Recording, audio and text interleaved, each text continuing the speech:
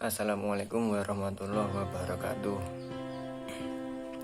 Alhamdulillahirrabbilalamin. Wassalatu wassalamu ala asyrafil anbiya wal mursalin Sayyidina Maulana Muhammadin wa ala alihi washabihi ajma'in. Baik, di sini kami dari kelompok 4 ingin memaparkan materi tentang teologi dari Muhammad Iqbal dan Fazlur Rahman dan serta pembaharuan hukum Islam.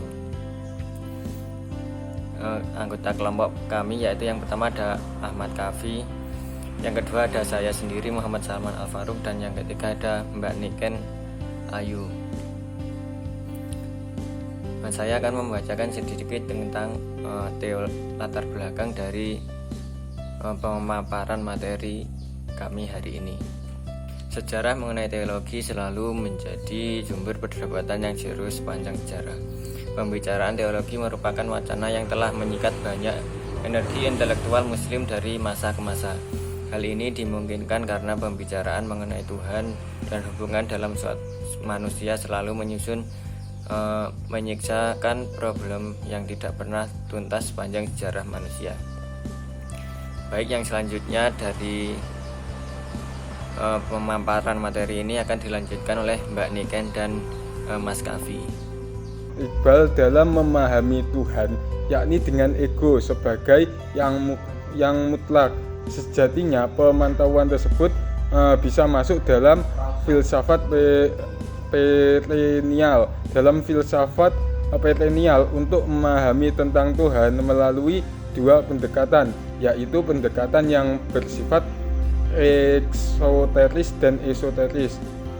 Pendekatan eksoteris berfungsi sebagai dasar pijakan untuk pemahaman tentang Tuhan berdasarkan perkataan Tuhan tentang dirinya sendiri, yakni melalui kitab-kitab suci yang nantinya dilewatkan oleh rasul-rasul. Sedangkan pendekatan esoteris adalah pemahaman langsung tentang Tuhan melalui penyatuan seluruh potensi kemanusiaan yang dikenal sebagai jalan mistik, yakni seperti yang ditempuh oleh Ibnul Arabi, Al-Hallaj dan kawan-kawannya. Yang selanjutnya adalah pemikiran Muhammad Iqbal dalam pembaruan hukum Islam. Yang pertama adalah pemikirannya tentang Al-Quran. Menurut Iqbal, Al-Quran adalah sebagai sumber hukum yang utama dengan pernyataannya, yaitu Al-Quran adalah kitab yang lebih mengutamakan amal daripada cita-cita. Dia berpendapat bahwa penafsiran Al-Quran dapat berkembang sesuai dengan perubahan zaman.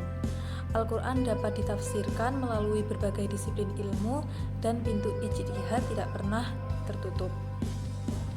Lalu, Iqbal ingin menggerakkan umat Islam untuk kreatif dan dinamis dalam menghadapi hidup dan menciptakan perubahan-perubahan di bawah tuntunan ajaran Al-Quran. Nilai-nilai ajaran Al-Quran harus dapat dikembangkan dan digali secara serius untuk dijadikan pedoman dalam menciptakan perubahan tersebut. Baik, yang selanjutnya ada konsep-konsep teologi Fazlur Rahman. Yang pertama ada wujud Tuhan sebagai pemberi makna kehidupan. Fazlur Rahman dalam menerangkan gagasan tentang Tuhan dan alam semesta senantiasa mengacu kepada Al-Quran. Menurut Rahman, semua pernyataan Al-Quran tentang alam ataupun Tuhan sekalipun pada dasarnya menyatakan tentang manusia. Dengan mengutip beberapa ayat Al-Quran, menurut Rahman, Al-Quran menyatakan bahwa Tuhan Maha Kuasa dan manusia diberi pilihan dan diserai tanggung jawab. Nah, inilah makna dari Tuhan sebagai pemberi kehidupan manusia. Yang kedua adalah wahyu dan kenabian.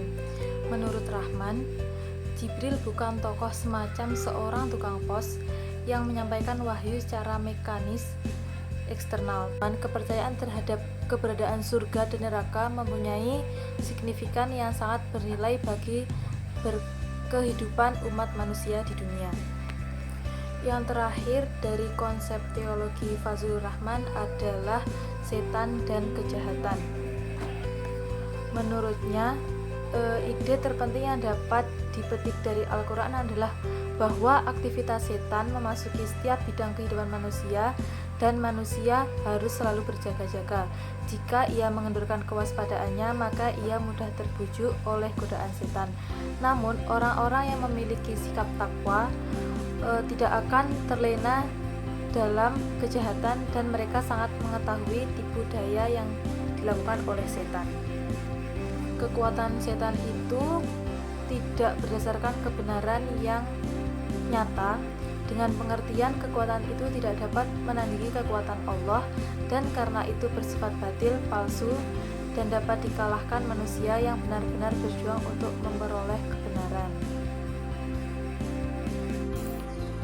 Berikut pemaparan materi dari kelompok 4. Kami memohon maaf yang sebesar-besarnya jika ada kesalahan sikap maupun kata. Wallahul muwaffiq ila aqwamit thoriq. Wassalamualaikum warahmatullahi wabarakatuh.